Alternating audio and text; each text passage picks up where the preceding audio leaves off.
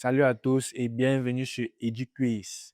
Aujourd'hui, nous allons traiter ensemble un exercice sur les barycentres. Les barycentres qui sont les cours que vous avez vus dans les vidéos précédentes. Voilà. Et ici, nous aurons une série de 5 exercices. Donc, nous aurons un exercice niveau facile, comme vous l'avez vu là. Nous aurons deux exercices niveau moyen et nous aurons un dernier exercice, plutôt deux derniers exercices niveau difficile. Donc, en ce qui concerne l'exercice niveau facile, nous sommes sur les barycentres.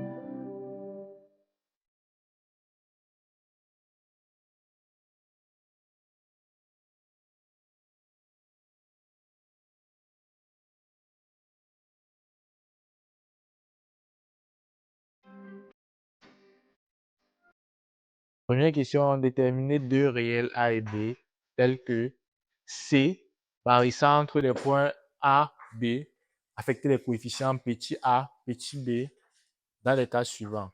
Donc, ici, on nous demande de trouver les deux réels petit a et petit b. Quels sont les deux réels petit a et petit b dans les coefficients des points A et des points B? Connaissant que dans le premier cas, le vecteur AB plus le vecteur 2CB égale le vecteur nul. Donc, on doit partir de cette hypothèse-ci pour trouver les coefficients A et B, petit a et petit b. Ensuite, nous avons le deuxième cas qui nous dit que vecteur AB plus 2 fois le vecteur C égale à 3 fois le vecteur CB. Nous devons toujours trouver les coefficients petit a et petit b dans ce cas-ci. En fait, le dernier cas qui nous dit 3AB égale à 2BC. Alors, pour faire cet exercice-ci, nous savons que pour dire que C est barycentre de A et B, puisque c'est la condition initiale, voulons pas, pour dire que c'est barycentre des points A et B, il faut dire que A multiplié par le vecteur AC, donc vous connaissez la formule fondamentale, donc si C est barycentre des points A et B, alors petit a AC plus petit b BC égale au vecteur nul.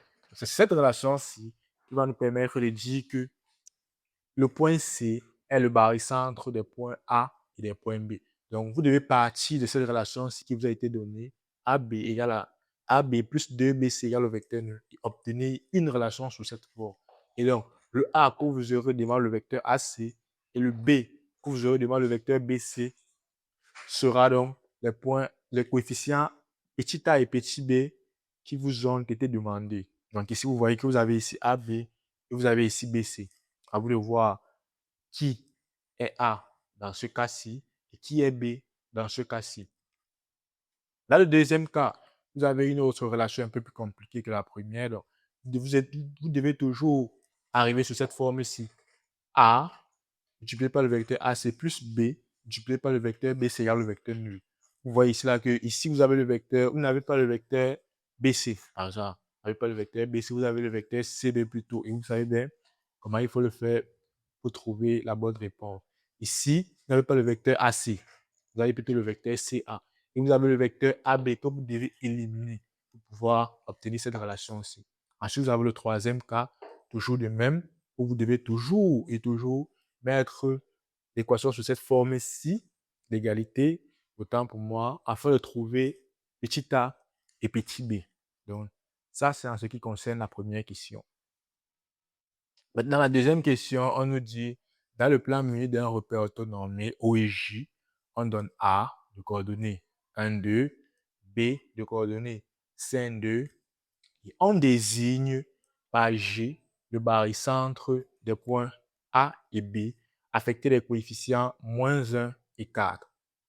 Et première question, petit a, on nous dit exprimer OG en fonction de OA et de OB. Ensuite, on a une deuxième question, calculer les coordonnées de G. Alors ici, vous êtes déjà dans un repère orthonormé O et G où il vous a été donné les coordonnées du point A et du point B. Il vous a été donné un autre point G. Donc, si vous dit que le point G ici est barycentre des points A et des points B dont on vous a déjà donné les coordonnées. Donc, en petit, on vous demande d'exprimer OG en fonction de OA et de OB. Donc, vous devez partir du principe que G est barycentre des points A et B et écrire la relation fondamentale du barycentre. Donc, sachant que G est barycentre A et le B affecté les coefficients moins 1 et 4, vous devez pouvoir écrire cette relation-ci sous la forme A, AG plus B, BG égale au vecteur nul. Connaissant déjà bien sûr A et B, puisqu'ici vous avez déjà les coefficients qui sont moins 1 et 4. Ensuite, la deuxième question, il vous est donné de calculer, vous est demandé de calculer les coordonnées du point G. Vous connaissez la formule pour calculer les coordonnées du point G. Nous l'avons vu précédemment dans notre cours.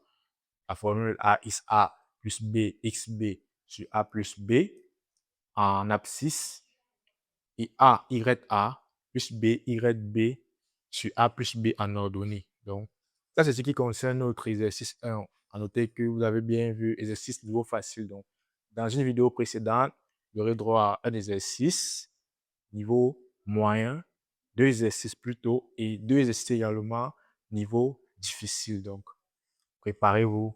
À la prochaine.